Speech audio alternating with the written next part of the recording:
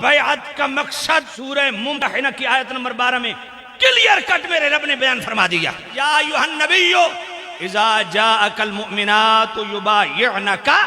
محبوب جب آپ کے پاس مستورات عورتیں آئیں نا بیعت کرنے کے لیے، علی اللہ یشرکن باللہ شیئا، اس بات پہ بیعت کریں کہ آج کے بعد ہم شرک نہیں کریں گی، ولا یسرقن، آج کے بعد ہم چوری نہیں کریں گی، ولا یزنین، آج کے بعد ہم زنا اور بدکاری نہیں کریں گی، ولا یقتلن اولادہن، آج کے بعد اپنی اولاد کو قتل نہیں کریں گی، ولا یاتین ببہتان، بہتان بازی اور الزام تراشی سے بھی آج ہم توبہ کر رہی ہیں، ولا یعصینک فی معروف، وہاں تو ہائی لائٹ کر دیے نا کچھ گناہ، یہاں پورے اسلام کو، تعلیمات اسلام کا احاطہ کر دیا. فرمایا ولا یعصینک فی معروف، ہر معاملے میں مصطفیٰ کریم کی اتباع اور اطاعت ہم بجا لائیں گی. فبایعہن، اگر اس پہ آپ کی بیعت کریں نا اے میرے محبوب نبی، اب ان کی بیعت لے لو.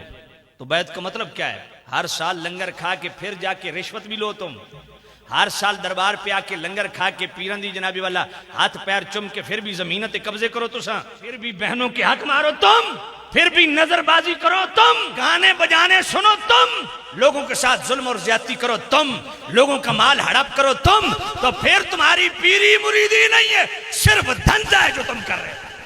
سورہ ممتحنہ کی آیت نمبر 12 گھر جا کے کھول کے پڑھنا. بیعت کا مقصد کیا ہے؟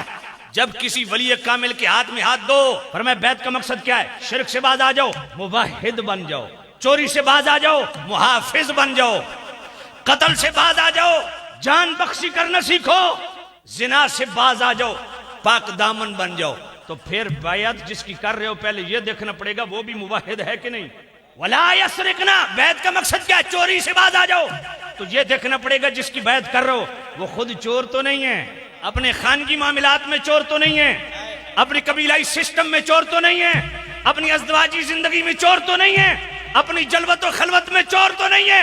چور صرف کسی کا مال ہڑپ کرنے سے چور نہیں ہوتا، نظر بازی کرے تب بھی چور ہے، اندر بیٹھ کے فلمیں گانے سنے تب بھی چور ہے، کسی کا حق مارے تب بھی چور ہے، غیبت بہتان بازی کرے تب بھی چور ہے. ولا یعصینک فی معروف، حضور کی کسی بھی حکم کو ٹالے تب بھی چور ہے. تو دیکھنا پڑے گا بیعت اس کی کرنی ہے جو خود مشرک نہ ہو، موحد ہو.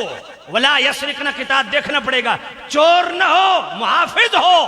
ولا یزنین کتاب دیکھنا پڑے گا کہ زانی بدکار نہ ہو، طاہر ہو، طیب ہو، پاک ہو، طہارت کا وارث ہو، اس کی صبح و شام دن رات میں طہارت پاکیزگی، تقوی. ولا یقتلن اولادہن کتاب دیکھنا پڑے گا، قاتل ہے یا محافظ ہے، جان بخشی کرتا ہے کہ نہیں کرتا.